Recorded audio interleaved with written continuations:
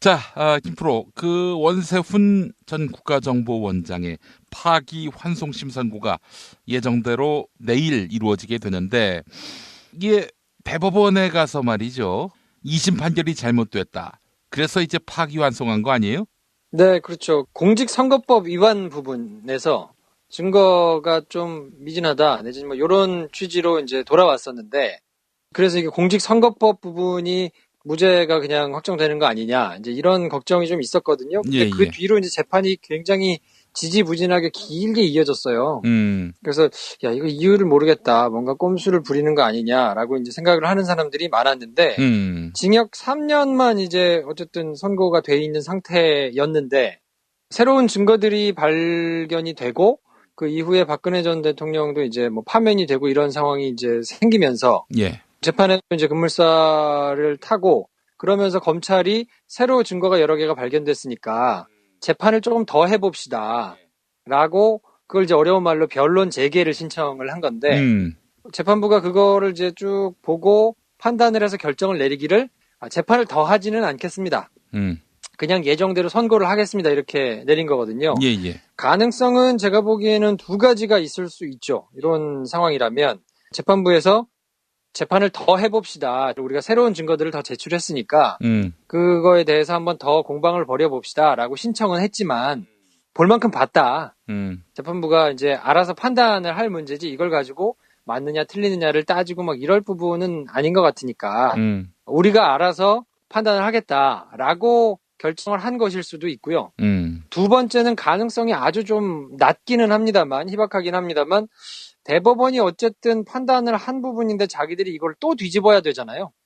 공직선거법 위반 부분은 유죄가 아니다라고 해가지고 뒤집은 건데, 그거를 다시 한번 뒤집는 셈이 되면 뭔가 대법원의 권위가 좀 무너질 수도 있으니까. 아니, 근데 그 사이에 새로운 변수가 생겼잖아요. 여러 증거들이 나왔고요. 그러니까요. 그래서 이제 그걸 가지고 공방을 벌일 건 아니고 재판부가 알아서 판단하겠다라고 그냥 거절은 할 수 있으니까요. 그래서 예정대로 선고하겠다 하고 선고하고, 선고의 결과가 만약에 공직선거법 부분이 여전히 무죄다 이렇게 나와버리면, 그러면 제가 지금 말씀드리는 대법원이 뭔가 자기들이 세워놓은 거를 이렇게 뒤집어야 되는 거에 대해서 불쾌함 이런 거를 표시했다고 볼 수 있을 텐데, 그거는 너무 말이 안 되는 결과이기 때문에 제가 보기에는 굉장히 좀 가능성이 희박하다고 봐야 되고, 그래서 그냥 재판부가 새로운 증거가 나왔다고 하긴 했는데 예전에도 제출이 됐던 증거에 검게 가려져서 왔다든지, 그래도 어쨌든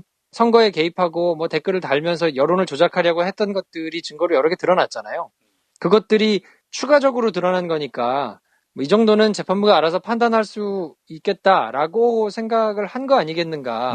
그래서 저는 그냥 무난하게 이거를 재판을 더 끌어가지고 뭔가 정당성을 부여해줘서 상대편에서 만약에 유죄를 받더라도 할 말이 없게 만들기 위한 게 아니더라도 이 정도면 충분히 뭐 공방이 되지 않을 수 있다라고 판단을 해서 그냥 선고를 해도 문제 없다라고 판단을 한 거 아닌가라고 생각이 들고요. 예. 이 과정에서 생중계를 그럼 어떻게 할 거냐도 결정을 했거든요.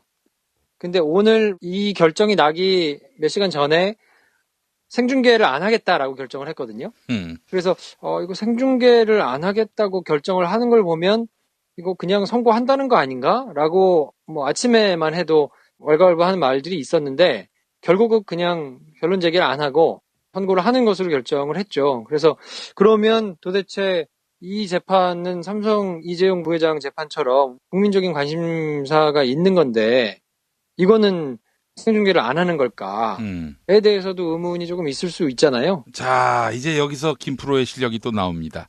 중계를 안 한다, 이런 결정을 놓고 판결을 예측한다면, 이걸로는 오히려 판결을 예측하는 것보다는 저는 조금 다른 쪽으로 해석을 하고 싶은데, 왜냐면 이제 삼성 이재용 부회장의 재판 같은 경우는 요것이 나온 거를 보고 판결이 이렇게 나오겠구나라는 것을 유추해 봤다고 하면 이거는 그 정도의 의미를 가지고 있는 건 아닌 것 같아요. 대신에 첫 번째 사건이니까 제가 말씀드린 대로 1, 2심 재판은 중계를 한 적이 없단 말이에요. 사법사상 지금까지. 근데 이게 첫 번째 사건이기 때문에 뭐 사법 역사상으로도 그렇고 뭐 여러 가지 걸로도 그렇고 좀 모양새가 나고 폼이 좀 나는 그런 재판을 하고 싶지 않겠나. 제가 이제 법원의 집행부, 법원의 높은 사람들의 빙의에서 생각을 한다 그러면 법원에서 어쨌든 1, 2심 재판을 처음으로 중계를 해가지고 기록에 남기는 길이길이 1, 2심 재판의 중계라는 것이 역사적으로 계속 남아가지고 자료로 쓰일 텐데 이거를 그러면 가급적이면 재판을 하는 법원의 권위도 좀 쓰고 뭔가 역사적으로 상징성도 있고 이런 사건을 첫 사건으로 하고 싶지 않겠는가. 근데 그런 사건으로 치기에 원세훈의 사건은 조금 떨어진다. 그래서 이거는 이제 본인들이 원하지 않으니까 이게 사실 공익적인 측면에서 그러니까 본인들이 당사자들이 원하지 않으면 공익에 부합하는가 이거를 했을 때 침해되는 개인의 그런 이익보다 공익적인 게 훨씬 더 많은 경우에 해당할 수 있는 건데 그러면 그거에 적용되지 않는가를 보면 갑론을박이 있을 수 있거든요. 그리고 사실 저는 개인적으로 공익이 훨씬 크다고 보거든요. 좀 어려워요, 말이. 지상파이트가 바로 이런 거야. 그러니까 쉽게 내가 한번 묻는 말에 한번 답해 주시길 바라겠습니다. 그러니까 원세훈한테 불리한 결과가 나온다는 거예요? 유리한 결과가 나온다는 거예요? 그러니까 1심 같은 경우는 공직선거법 위반 혐의가 무죄가 돼가지고 집행유예 받았거든요. 근데 2심에서 이제 이게 뒤집혔어요. 그래서 징역 3년 받았거든요. 근데 이게 대법원 가가지고 1심 재판하고 비슷한 취지로 지금 깨진 거 아니에요. 그러니까 여기서는 3년 나오겠죠. 3년 나올 거라고 보고 3년이 나온다고 하더라도 이거를 그러면 1, 2심 재판 생중계하는 용으로 딱 하기에 좋으냐? 저는 뭐 별로 그렇게 가치가 없다고 봤다고 보는 거죠. 한마디로 얘기해서 법원이 광팔기에는 좀 미흡한 재판이다. 좀 모자라다. 왜냐하면 3년을 다시 한다고 해도 이미 2심 재판부에서 한번 내렸던 결론이기 때문에 그리고 대한민국 국민 모두가 다 그 정도 재판이 맞다라고 생각을 하고 있을 거기 때문에 이거를 재판부가 다시 내린다고 하더라도 아니 원래 있었어야 될 재판인데 법원이 오히려 책 잡히고 꼬투리 잡힐 것만 훨씬 많은 거예요. 왜냐면 3심에서 이게 뒤집혀가지고 내려왔는데 거의 1년 넘게 지금 지지분이하게 계속 해가지고 거의 5년 가까이 재판을 끌고 있거든요. 근데 법원에서 얘기하는 신속한 재판을 받을 권리도 지켜지지 않았단 말이에요. 그러니까 2심 재판에서 이렇게 결과가 나왔던 거를 똑같이 결과를 내릴 건데 이거를 법원이 질질 끌고 석연찮은 이유로 계속 이렇게 오면서 뭔가 사법부도 행정부 권력에 끌려다닌 것 같은 뭐 이런 하여튼 빌미만 줄 수 있어 욕만 많이 먹을 수 있는 재판이거든요. 그러니까 굳이 이거를 생중계를 해서 그런 빌미를 주느니 그냥 이거는 본인이 원치 않으니까 하지 말고 조금 더 우리가 광파할 수 있고 뭔가 법원의 권위가 설 수 있는 걸로 첫 보따를 게시하자라고 생각하지 않을까. 그렇게 되면 박근혜 전 대통령의 재판이 생중계의 첫 케이스가 될 가능성이 높다. 저는 이제 그렇게 생각합니다. 그렇다면은 이제 생중계하는 재판은 상당히 피고에게는 불리하고 불쾌한 그런 결론이 날 가능성이 높겠군요. 그렇죠. 그렇기 때문에 저는 박근혜 전 대통령 재판이 생중계되는 첫 재판이 될 가능성이 높고 그렇게 되면은 재판 결과를 미리 예측할 수 있고 그거는 중형일 가능성이 높다. 그렇죠. 그래야 본인들의 면도 살고 사실 삼성이야 막대한 금권 그런 권력을 가지고 있는 조직이니까 뭐 그렇다고 치지만 지금 뭐 이미 끈떨어진 박근혜 전 대통령 그리고 국민적으로도 굉장히 지탄을 받고 있고 지지하는 사람도 굉장히 적으니까 법원 입장에서는 부담이 없겠죠. 그렇다면은 그동안 이제 드러났던 증거들, 국정원의 민간인 댓글 부대 활동 이런 자료 같은 경우는 어떻게 되는 겁니까? 이제 완전히 묻히는 건가요? 아니면은 처음부터 수사를 다시 시작하는 겁니까? 그 중에서 새로운 혐의를 입증할 수 있는 것을 다시 분류해가지고 아마 수사를 재개할 거라고 봐야 될 거고요. 그러니까 2012년 대선 전국에서 국정원이 부적절한 행동을 해가지고 선거법에서 정하고 있는 정치 개입을 금지하고 있는 것을 위반했다 하는 것은 이번에 다 판단을 받을 거라고 봐요. 그래서 그거는 그냥 큰 무리 없이 2심에서 나왔던 유죄 정도가 나오거나 아니면 그거보다 조금 더 형이 더 나오거나 뭐 이렇게 될 가능성이 전 있다고 보고 나머지 무슨 이제 새롭게 적용되는 그때 제가 말씀드렸던 무슨 뭐 횡령이라든지 아니면 부적절한 다른 이런 혐의들에 대해서는 아마 추가로 수사가 돼가지고 윗선까지 올라간다든지 이런 거를 지금 이제 검찰에서는 나름대로 고민하면서 이제 분류를 하고 있을 거라고 봅니다. 알겠습니다. MB 수사는 불가능할까요? 아니 보니까 이 사건 자체도 사실은 MB가 시켰을 가능성이 농후한데 이게 다 간과된 채 원세훈에 대한 재판만 진행해 왔던 거 아니에요?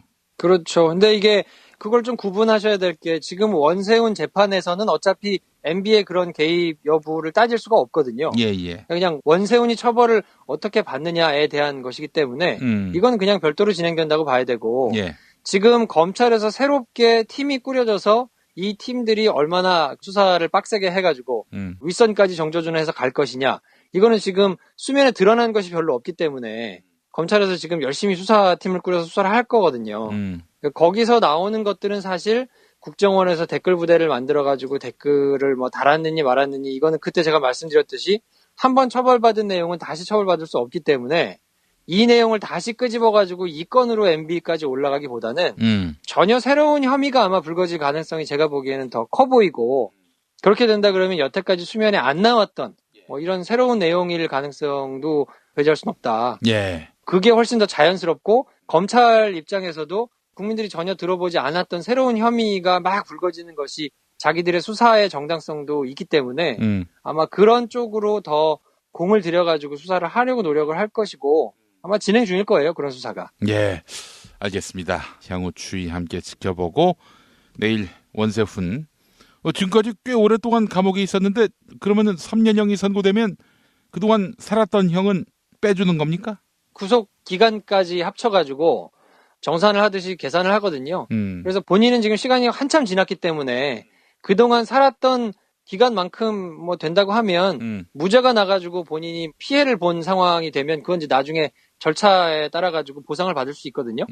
근데 이제 그런 상황은 아니기 때문에 그럴 가능성은 없고요. 예. 네, 그럴 가능성은 없다고 봐야 되겠죠. 그렇다면은 만약에 3년이 나오면은 3년 빼기 지금까지 빵에서 산 기간. 만약에 잔여 기간이 더 남아 있다고 하면 들어가서 형을 살아야 될 것이고요. 제가 그거는 정확하게 계산을 안 해봤는데 예. 만약에 3년에 해당하는 기간을 전부 다 살고 지금 나와서 그냥 출퇴근을 하면서 재판을 받고 있는 상황이라고 한다면 예. 그냥 형이 그렇게 확정되기를 기다려야 될 테니까요. 다시 수감을 하지는 않겠죠. 근데 그 남은 기간이 얼만큼인지는 현직 기자들한테 물어보시기 바랍니다. 저는 현직이 아니라서. 이 사람이 그것까지 알아놔야지. 아이고. 그 SBS 가면 기자들 많거든요. 현직 기자들한테 좀 물어보세요. 아니 거기 가서 내가 을 정도가 아니라 병정증 돼가지고 그래서 그렇습니다. 예. 만만한 우리 김프로한테 물어본 건데. 예. 알겠습니다. 자, 김프로 수고하셨고 내일 또 뵙도록 하겠습니다. 네, 내일 뵙겠습니다.